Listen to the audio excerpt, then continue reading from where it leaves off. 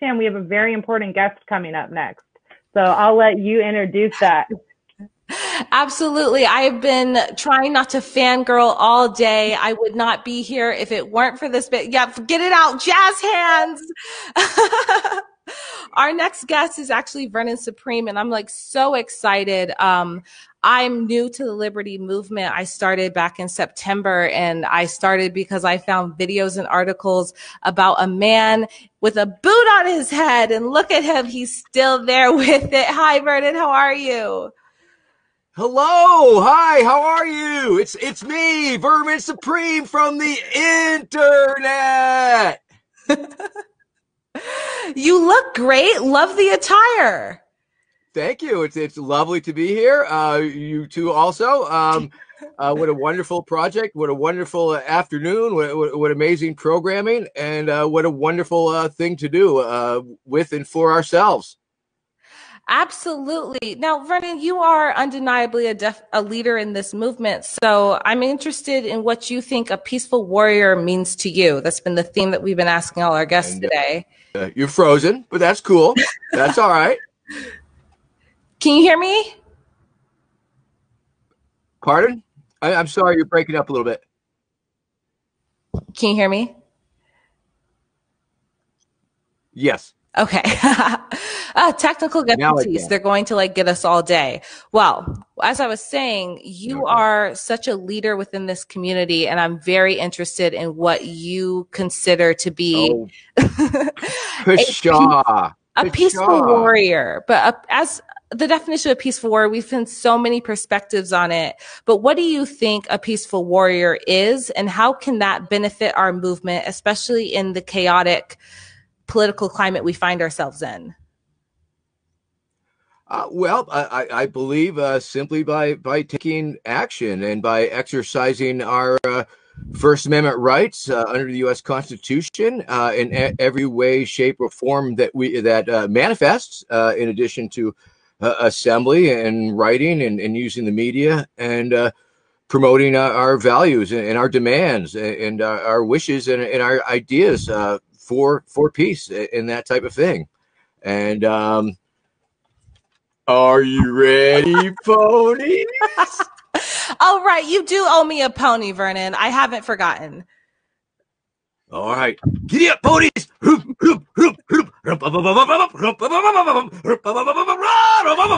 Whoa, ponies! Now kiss! Mwah! Mwah! Mwah! Oh, good ponies. I hope you like ponies. Excuse me, ponies, I'm going to have to get in here. I'm sorry. I had to do a little bit of comedy there for the fans. You understand? Absolutely. That was a very nice, enjoyed the yoga there. That was a very nice opener for me. A real good transition, in fact. I like to use... because where I'll be taking you during this segment is, of course, into the streets and into the scary political protest zone, or sometimes scary political protest zone. And one of the things that I enjoy is you want to look it up, Grounding and Centering for Activists by the great pagan activist Starhawk. And she says that in action, in any potentially tense or dangerous situation, we need to be able to stay calm, to feel our fear without letting it overrun us or turn into panic. Grounding is a technique that can help us stay both alert and relaxed when all hell is breaking loose around us. And she goes on to describe this technique, which involves being in touch and grounding yourself with your breath and a bit of visualization. Where you sort of send your roots way down into the earth and draw up the power and feel that and all that type of hippie mumbo jumbo. But in terms of grounding and centering oneself, much like yoga, it really brings you to the here and the now in a very calm space. Because that's very important. And of course, my name is Vermin Supreme, and over the years, I have been known to be a little bit of a protest rodeo clown practicing psyops, if you will. And because I've been attending so many political protests or free speech assemblies over the years, you become very sort of familiar with the interactions and the tit for tat occurrences, and the really it's almost scripted in a way, and you can, if you pay enough attention, you can see what's going on and what could happen, and sometimes you can actually intervene to prevent violence from occurring. You can decrease the risk of violence by knowing what to look for. And of course, over the years, I have discovered that there is this space oftentimes in these political demonstrations. Of course, political demonstrations take many different forms and shapes, but the ones that I find to be most effective in are the ones where there's sort of this face-off between protesters and the police, and there's this space that exists that is essentially a vacuum, a no-person zone, where something will happen, and it is a vacuum, and it will be some cop taking a cheap shot of the pepper spray, or some protester doing something stupid, but it'll can get crazy and get out of hand. And I have found that I can utilize that space. I can enter that space, and I can essentially effectively fill that space by using a megaphone and a calm demeanor and humor to engage the people and give them a common focus. And of course, for me, I believe that the First Amendment to the U.S. Constitution is truly one of the most important founding documents for me personally. Congress shall make no law respecting the establishment of all religion, prohibition the free exercise thereof, or abridging the freedom of speech or of the press, or the right of the people peaceably to assemble and to petition the government for a redress of grievances. And that is the statement, that is the law of the land, if you will, that we, the people, have a right to peaceably assemble and petition the government for a redress of our grievances. And of course, our grievances are many. And of course, many times our grievances are actually with the police and with the police state and what they represent and stand for. And here we are as a group of citizens, of individuals, petitioning our government for a redress of our grievances. And more often than not, they are not going to send out the official complaint department or suggestion taker or your elected representative. No, who they are going to send out are the police. And so it's a crazy dynamic, and they send in this enforcement arm of the government to listen to your complaints. I don't know. It's pretty crazy. But I believe it's a very, very important thing to exercise and utilize, and make the authoritarian figures understand that we have every right to be in the streets peaceably assembling. Now, of course, there seems to be some confusion, and perhaps some of it is willful confusion over, what's a protest and what's a riot. And so I think it's useful for us to go over a few basic tenets of that. Hey, Vermin, I want to throw a question at you real quick. You're talking about the difference between, let me put myself on the screen. It's me, yes. Dan. Hi, Dan. How are you? I'm doing good, my friend, and it's a real pleasure to see you again. You're talking about the difference between a protest and a riot. And oh, yes, I'm a person who's seen you on one that was one that was about to turn into another. When we were down in Boston and things were really tense, and you were such an amazing force for peace there. What is the thing that distinguishes a protest from a riot? Well, I'm going to read a little bit from this crowd management bit here. And essentially, a crowd is a large number of persons temporarily congregated. Generally, the members of a crowd think and act as individuals and are without organization. Now, there are several types of crowds, and they may be classified as following. There's a casual crowd. It has no unity of purpose and no leadership. It could be like shoppers or onlookers or watchers who come and go, and they will usually respond to direction by police. There is the cohesive crowd. The cohesive crowd usually assembles for a common purpose without leadership, i.e. spectators at a sporting event, along parade routes, or other activities. They have a common interest, but behave and think as individuals. Now there is also the expressive crowd.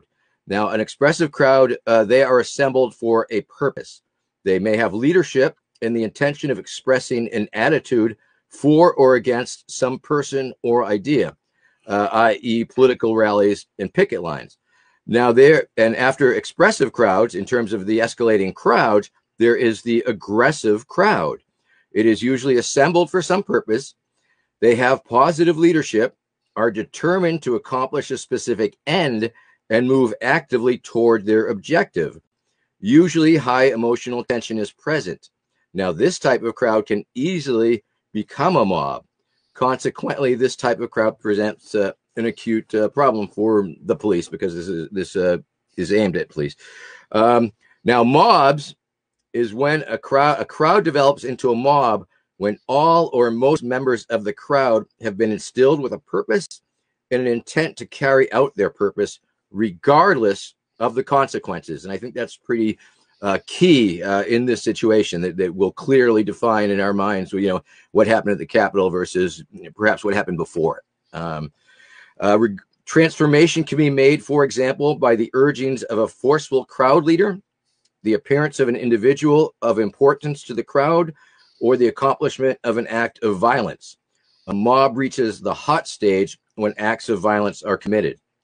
Now, there are also several classifications of mobs. There is the aggressive mob.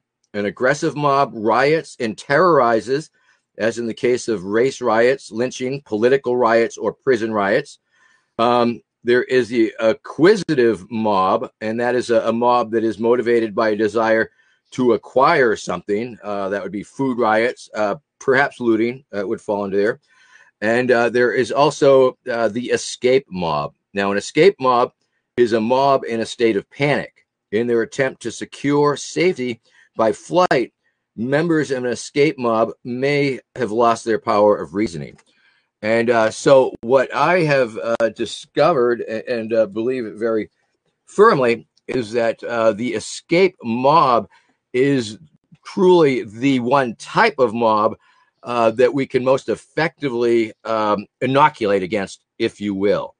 And I'm going to read a little bit about the panic situation, because, of course, the panic situation in crowd control or crowd facilitation, as I prefer, is a critical thing to avoid. And, of course, once again, the police oftentimes actually try and instigate panic within a crowd by using their chemical crowd control agents and or the flashbangs, And, of course, once again, the thing to understand is that in a lot of these demonstration environments, the vast majority of people, it's their first time on the streets. It's their first time expressing themselves in that situation.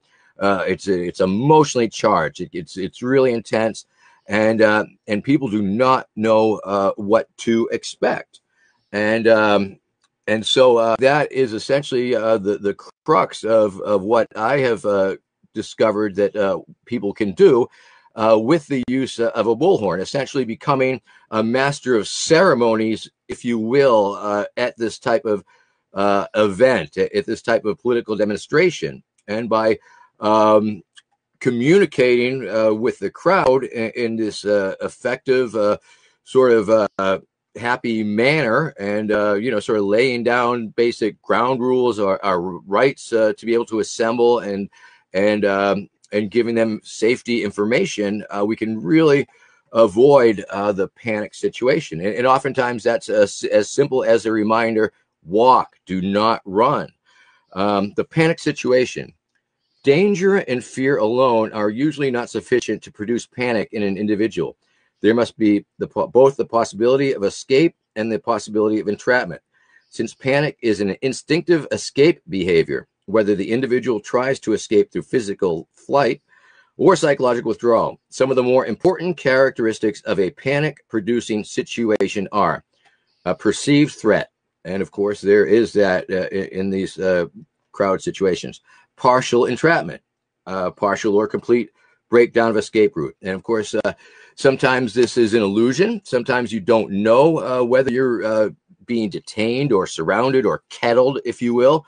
In fact, many times the police do not know. One time in Chicago, I walked down and asked one officer after another, am I free to go? And they honestly did not know. They could not tell me because they were not informed. I would get to a sergeant and they would say, oh yeah, you can go. But the line cops didn't know shit. And a lot of times they don't know shit.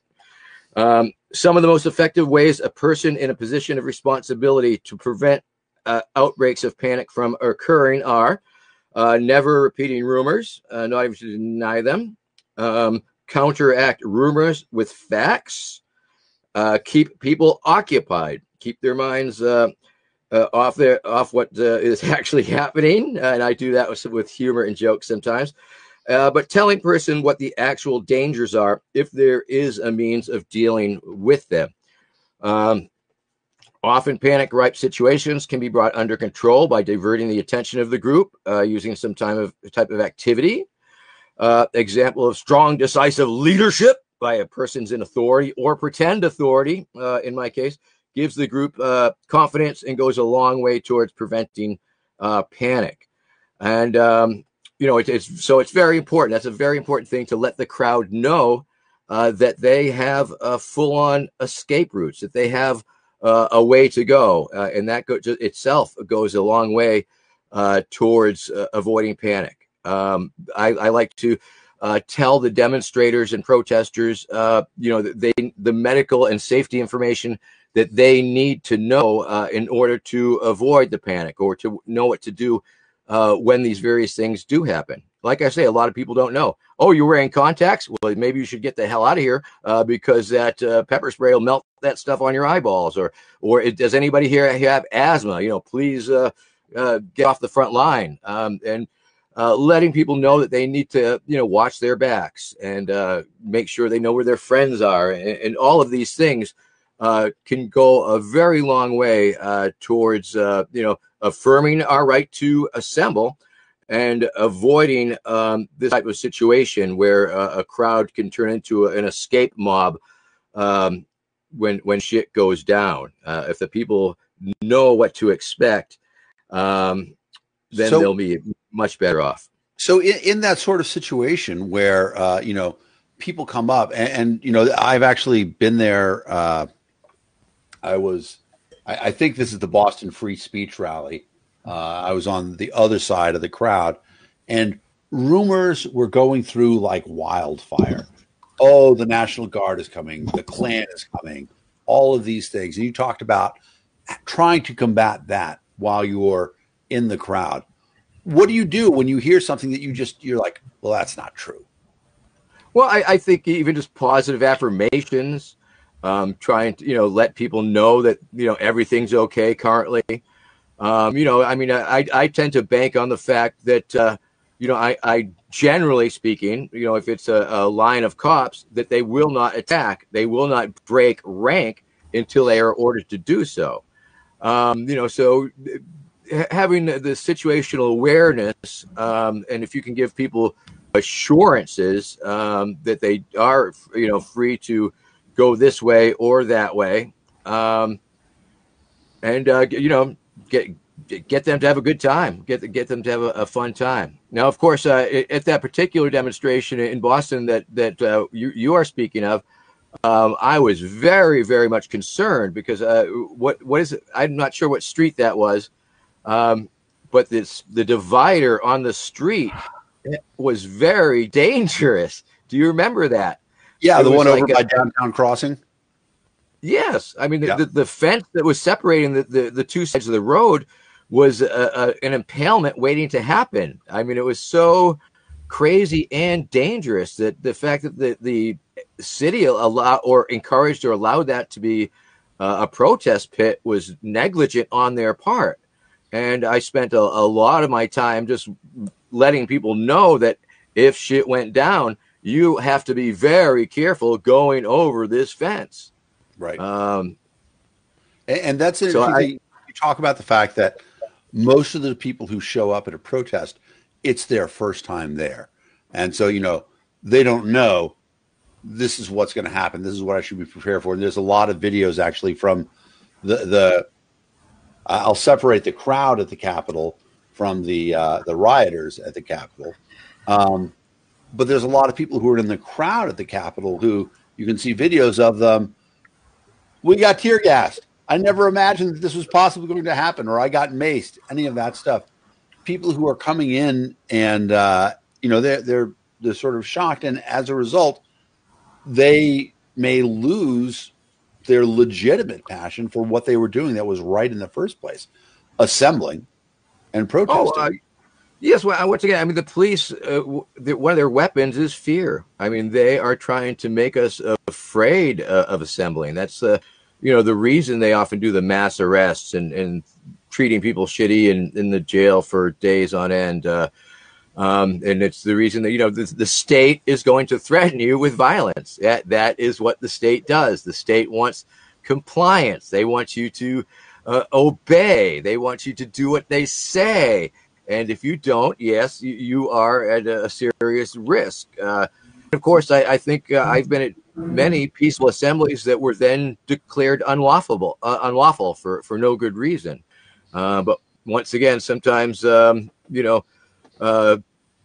discretion is the better part of valor. I mean, knowing when to, okay, we'll come back later or something. There's no shame in living to fight another day, ultimately. Well, and, Vernon, I've never been one to. I'm sorry. No, go ahead. I was just saying, and I've never been one to, specifically tell people not to do things, or if you, I mean, I may point out the simple fact that if you engage in symbolic property destruction, if you're going to break a window or something like that, that could have consequences, and that very well may have consequences, and it's one of those things that happen. Of course, many times the people who engage in that type of symbolic property destruction, they are attempting to provoke certain consequences and reactions. There's so many dynamics going on. Provocateurs, ideological provocateurs, professional provocateurs, trying to make shit happen. So it's such a flow, and things happen really fast, and they can go bad really fast. But I think if we can do our job, and by that I mean people who are interested in taking up this bullhorn and saying, hello everybody, hi, how are you? I'm so and so. It's great to be here. I hope we all have a good day today. Remember, the First Amendment of the U.S. Constitution protects us. Please watch yourself, watch your friends. This could happen, that could happen, and brush your teeth. Yes, ultimately, it's a little bit of glorified camp counselor, really, if you get right down to it. But it does have this real prophylactic purpose to stave off potential shit that could go bad. And so it's just putting out, good information and not bad information. Of course, another thing that I really enjoy doing is, propagandizing the cops. Because what I do is it's a little bit of a two-pronged approach, whereby I'm, assuring the crowd that they can assemble and how they can assemble legally and peaceably. That they, I just flat out, sometimes I'll just, plead with them. Listen, I know you're going to come in swinging your clubs if that's what you're ordered to do, but please pull your punches. You don't have to hurt anybody. You're just trying to do your thing and not get fired. Okay. but a lot of times I like to read things to them. And one of the, if I may I read a bit? Please. This is from Army Field Manual 19-15 covering civil disturbances. And I just love this one so much. In a large control force dealing with masses of demonstrators, control force members can lose their sense of individuality. Control force members must not be allowed to develop a feeling of anonymity.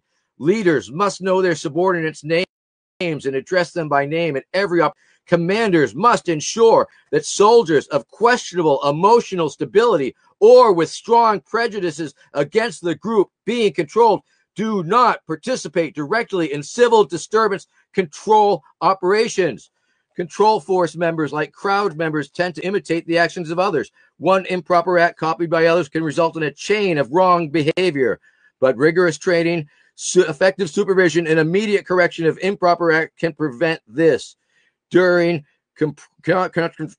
confrontations, a control force must also guard against coming to see the participants impersonally rather than as people. The control force should have a racial and ethnic balance to reduce the chance of seeing the disturbance as a confrontation between them and us. Some control force members may harbor ill will feelings towards people who look, think, or behave unlike themselves. If they take advantage of the confrontation and show their ill will, their behavior will inflame rather than reduce a confrontation. A control force must be thoroughly briefed on fair and impartial performance of their duties. All members of the control force must be aware that they are accountable for all their actions. And I just love to read that over a bullhorn to the cops. Believe you me. And a lot of the Army wrote a manual for that. Yes, exactly. And I love to read them various bits and snippets from other state and federal control man. Here's a great one. It's from an FBI publication, Law Enforcement Bulletin, January 97, riot response. FBI people. Crowd dynamics. Frequently, unruly groups contain only a handful of aggressive or violent members. The majority are onlookers who just want to be part of the event. Therefore, the presence of uniformed law enforcement officers formed into the skirmish line and outfitted with helmets and riot batons usually has an intimidating effect on the crowd. Shocking. In most cases, this effect lasts about 2 minutes. Then some members of the crowd become vocal in an attempt to provoke an altercation. As time passes without action from either side, a small faction within the crowd might begin to search for objects to throw at the officers maintaining the skirmish line. This is especially true if the officers are carrying shields. Essentially, absent other activity between the crowd and the skirmish line, the shields become missile magnets, inviting the crowd to start throwing things. Unfortunately, the police often have no contingency plans for responding to a rain of rocks and bottles. In the absence of other procedures, the leader commands the line to charge, batons start flying, and the police completely lose control of the incident. Now, it goes on to describe this exciting new agitator extraction formation that they've been working on, but I don't go into that. But I mean, boom, there it is, and so I call out their commanding officers as often as possible. And if you want to talk to a commanding officer or get shut down, do just that. And you start telling them that convincing them that they are being used as a passive provocation against the crowd by essentially inviting the crowd to throw things at them because that's what the FBI says. And some of the other, and this is some very important information from the state of Texas and the U.S. Navy. This one's from the U.S. Navy, and once again, we have the right to peaceably assemble, and it's about nonviolence, peaceably assembling, but we also need to understand that not all peaceable symbolic speech is legal. We can physically. We can commit. Civil disobedience. I mean, civil disobedience has a very, very strong existence in this country. I mean, it is something that has changed laws. It has woken the consciousness of the nation. Taking the streets, for example. I mean, that's an expressive. In my opinion, it's protection of the First Amendment because it's public property. It's peaceable until it's not, and that type of thing. Or crossing a symbolic line to get arrested, or the classic Gandhian king mode where you're actively violating a specific law that you believe is unjust and needs to be broken, and then taking the consequences of it. I've known a few plowshare activists over the years. They have broken into military bases to take literally hammers to nuclear weapons. A friend of mine, Peter Lumsdane, back in the 80s, when the GPS, global positioning satellite system, was simply a means that they were inventing to target first strike nuclear weapons with accuracy. He went into this Vandenberg Air Force, I believe, and took a hammer to the computers. Now, was it now? It's okay then. Well, okay. I don't want to go into the property destruction thread. Let's not go there. That could get dicey. But I do have a very nuanced understanding of such things. So it's an interesting thing. And Sarah, did you have a point that you wanted to bring up? Well, I was just thinking that it feels like the police and people in power are setting us up to fail. So when they have this idea that we're going to be violent, even though we're there to peacefully assemble, how should we react in the crowd so that we can better get our point across and still have a safe and productive?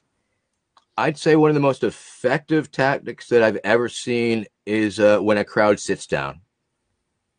When you have hundreds or thousands of people sit down, that just makes it there's no illusion that it's a threat. They can't even pretend. Right? It's one of those things that everybody does it together, where we all sit down, and it's like, if the crowd is tight enough to pull that off, or maybe not. I mean, just by if you had a percentage of the people or a number of people that did it, and then other people started, just doing that sort of motion. Yeah, it could happen easily enough. I would say that's probably one of the most powerful ways to bring it down. I'd like to read these few snippets here because I think they're very telling. And this is from the U.S. Navy crowd control. Crowds may employ a wide variety of non-violent tactics. And I have to hammer this. This is a point that I emphasize to the cops. Non-violent tactics. Verbal abuse and name calling. A non-violent tactic. Now, once again, it's rude, but it's fully protected.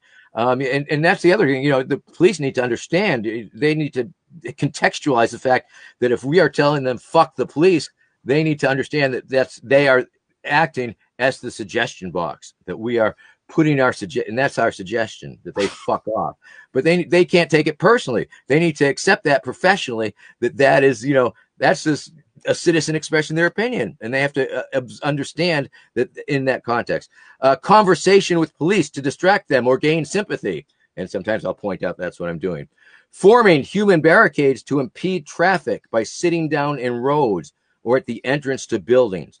Non-violent tactics. Trespassing on government property in an attempt to force mass arrests and gain notoriety through the media.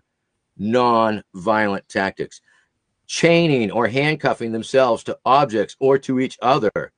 Completely non-violent. This is from the state of Texas. When approaching a crowd, always allow its members an escape route. People who are told to move away and then are not able to comply will ultimately resist. It may be best to ignore minor violations. I mean, it's right there in their own damn police crowd control manuals. And then I emphasize an extremely dangerous situation occurs if the crowd begins to panic. This panic can be caused when the crowd feels threatened and believes their only avenue to safety is to flee. When engaging in crowd dispersal operations, police must be aware of this and give no cause for the crowd to believe that escape routes are limited or blocked in any way. When this fear is coupled with the police using crowd dispersal chemical agents, those not moving fast enough to suit all may be trampled to death. And, you know, I mean, that's pretty straight up. That's from the U.S. Navy. I mean, and then, of course, Texas also says, if possible, allow the crowd mob to drain itself of energy and disperse by itself. Recognize one more. Recognize necessity of controlling crowd mob with a minimum use of force. Police objectives are different from those of the military in that police officers may use only that amount of force necessary to make an arrest, and this force cannot, in any case, be disproportionate to the degree of resistance offered. I mean, boom. There. Yeah. I love reading. I love reading that shit to the cops. Well, it is crystal clear. You know, one of the things about it, and we're running out of time, but I want to talk about the fact that you are this wealth of institutional knowledge. People should come out to a protest with you and learn it's a transferable skill, Dan. I firmly believe it's a transferable skill. Once again, I mean, anybody who has any chops at addressing working with crowds or working from stage, or they're a master of ceremonies, or comedian person or whatever, you just got to love working with crowds, and then it's just the steps you take, and yeah, I mean, I can train anybody up onto that. Yeah, that's awesome. I'm going to send Sarah Supreme with the Vermin Supreme Institute.com. Exactly. I mean, that's the whole point. It's a learning institution. I'm sending Sarah out to subscribe immediately. That's awesome. Vermin, thank you for everything that you've done. Thank you for being a force for good in the universe. Thank you very much. I hope it was a coherent presentation. Thank you. It was. Absolutely. It was fantastic. We look forward to hearing from you again.